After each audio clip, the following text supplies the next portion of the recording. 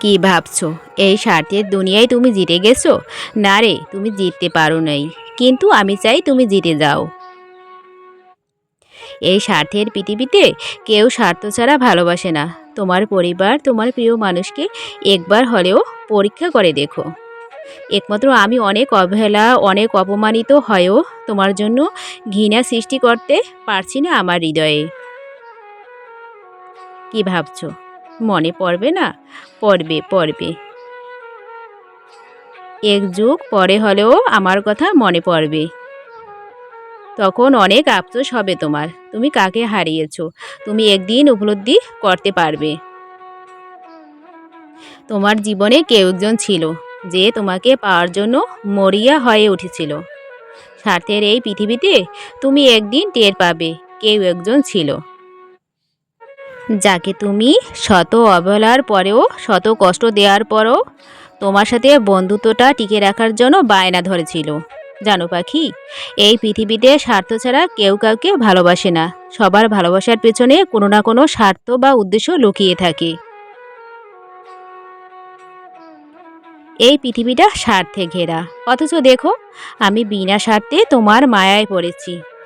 হয়তো আমার কিছু স্বার্থ ছিল, সেই স্বার্থগুলো কি জানো? তোমার প্রতি আমার মায়া আর একটু মানসিক শান্তি।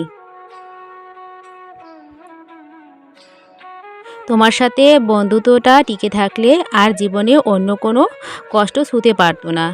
নিজের ভালো নাকি পাগলেও বোঝে, তবে তুমি বোঝো না কেন? বুঝবে, তুমি বুঝবে যেদিন দেখবে স্বার্থ ছাড়া কেউ কাউকে ভালোবাসে না। সেই দিন বুঝবে তুমি আমি কতটা ঠিক ছিলাম তোমার জীবনে। কিন্তু আফসোস, কোনো লাভ হবে না তুমি চাইলেও। তুমি তো চলেই গেলে সব জায়গা থেকে আমাকে ব্লক করে। কিন্তু রেখে গেলে তোমার দেওয়া অনেক কষ্ট। তোমার সাথে কষ্টগুলো নিয়ে যেতে। তোমার কষ্টগুলো নিয়ে কত শত ছন্দ সাজাই। তুমি যা চাও তা হবার না। কি বিচ্ছিরি অনুভূতি না? অচল নৌকা দেখেছো?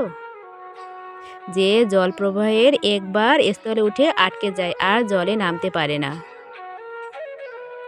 স্থলে রোদে পুড়ে বৃষ্টিতে ভিজে ধীরে ধীরে ক্ষয় হতে থাকে।